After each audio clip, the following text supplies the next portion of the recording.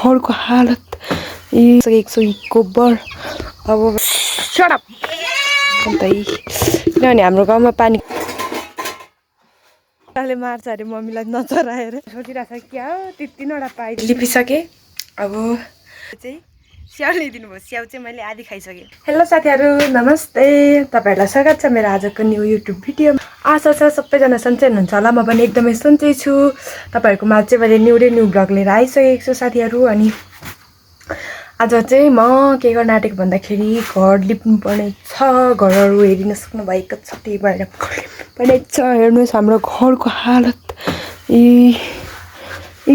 देख्नुभयो। यो चाहिँ मैले अघि भर्खर मोलेको भाँडा हो। अब त्यसलाई थन्काएर टक्कसँगले म चाहिँ घर लिप्नुपर्ने हुन्छ। अनि मम्मी चाहिँ गोठाला जानुहुने भन्नुभएको तल गाउँ जानुभयो। खै के लिनुपर्ने छ अरे त्यही भएर जानुभयो मम्मी चाहिँ। त्यही भएर बाख्रा कराक्क गरेछ त्यहाँ पर। त्यसलाई इग्नोर हान्दै म चाहिँ मेरो काम गर्न आँटेको छु। काम त गर्नु पर्यो नि त। एकबारको जिन्दगीमा काम गरेन भने यो भान्साफोर हुन्छ। भान्साफोर भएपछि खाना बनाउन मन लाग्दैन। लिप्नु त अस्तिको दिन भर्खर लिपेको तर मैले पातुलो पारेर लिपेको छु क्या अस्ति। त्यही भएर फेरि आज चाहिँ एकदम बाकुलो पारेर लिप्ने हो। मैले चाहिँ घर लिप्नको लागि गोबर ल्याइसकेको छु। गोबर अब रातो माटो गोबर घरको भाडा ल्याउनु पर्ने हुन्छ। बाख्राहरू चाहिँ कति कर छ भने नि वाक्का लाग्ने गरी सडप हाम्रो गोबर पहिले गोबर चाहिँ भिजाउनुपर्छ किनभने अहिलेबाट मजाले भिज्दैन। नभिजेको पछि खासै राम्रो हुँदैन। अनि यो इँटा चाहिँ के भन्छ भने चुलो बनाइदिन्छ भनेर बाबाले ल्याउनु लानुभएको तर बाबा भ्याउनु नै भएको छैन। कति रहेछ कि 2-3 महिना हुन लागिसक्यो यो इँटा लिएर यहाँ राखेको। खासै बाबाले बनाउनुहुन्छ जस्तै लाग्दैन। एकबारको जिन्दगानीमा बाबा गफ मात्र लाउनु भयो हामीलाई बनाइदिन्छु भनेर। तलदेखि मरि बोकेर लिएर आएको दिदी र बहिनी मिलेर यो बाख्रा चाहिँ कति हल्ला गरेको हेर्दै। अनि म चाहिँ अब घर सबै टक्कसँगले जानुपर्ने छ। बारीमा चाहिँ काम गर्नु पर्यो नि त होइन। अनि म चाहिँ यहाँ भिजाउँदैछु। अब हात फुट भयो नि त। अब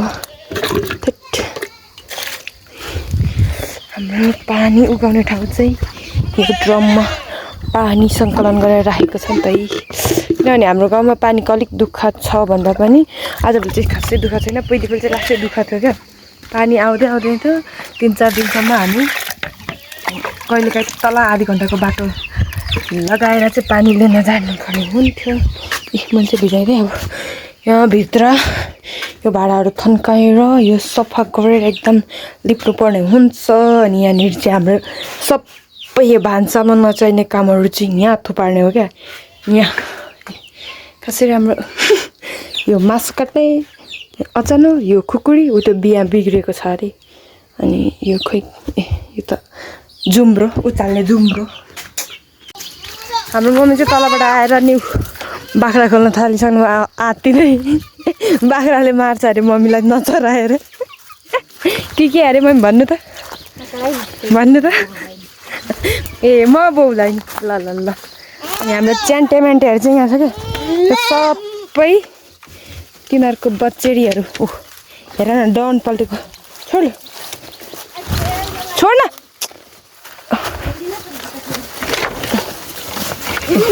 भेडा बाख्रा खोर हेर न यसले चाहिँ दुध खोज्यो।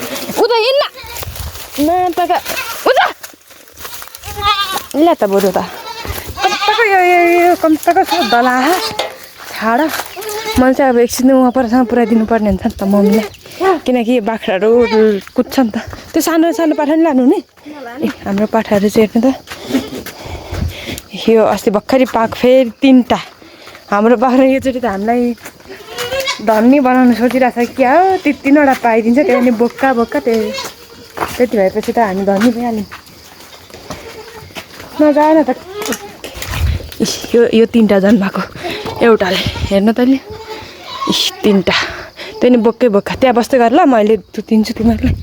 म चाहिँ पुऱ्याइदिनु पर्नेछ मम्मीलाई।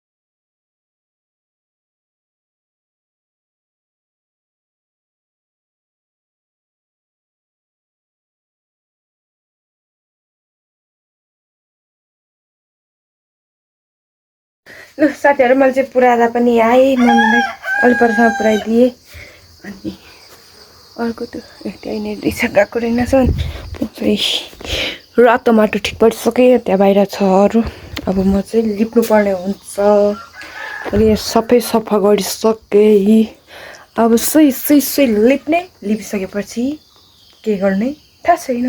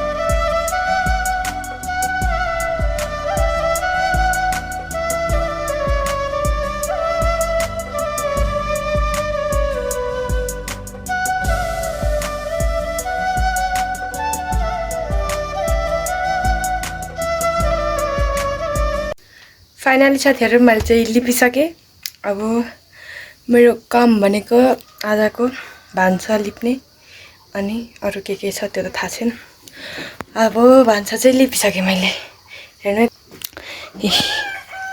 खासै मजाले लिप्न त आउँदैन र पनि लिपि चाहिँ सकेँ मैले लिपिसकेँ अब एकछिन रेस्ट गर्ने अनि त्यसपछि के काम गर्ने हो त्यो मलाई थाहा छैन साथीहरू यस्तै हो जिन्दगानी घर लिपिसकेपछि एकछिन रेस्ट गर्नुपर्ने हुन्छ नि त काम गरेर धेरै कामको काम धेरै गर्नु हुँदैन त्यही भएर एकछिन रेस्ट पनि चाहिन्छ मान्छेलाई हो त्यही रेस्ट गर्ने क्रममा मलाई दाजुले चाहिँ स्याउ ल्याइदिनु भयो स्याउ चाहिँ मैले आधी खाइसकेँ यो स्याउ खाँदै म चाहिँ भिडियो इन्ड गर्नुपर्ने हुन्छ किन इन्ड गर्नुपर्ने हुन्छ किनभने फेरि म बारी जानुपर्ने छ बारी जाँदाखेरि फेरि भिडियो बनाउनु हुँदैन नि त त्यही भएर बनाउनु हुँदैन भन्दा नि अस्ति बनाइसकेको छ बारीको भिडियो अनि त्यही भएर धेरै दोहोऱ्याउनु हुँदैन नि त त्यही भएर साथीहरू भन्दै म चाहिँ भिडियो यहीँ अन्त्य गर्ने हो साथीहरू यति बेलासम्म भिडियो हेरेर साथ दिनुभएकोमा तपाईँहरूलाई धेरै धेरै धन्यवाद भन्दै म चाहिँ भिडियो यहीँ अन्त्य गर्छु साथीहरू बाई बाई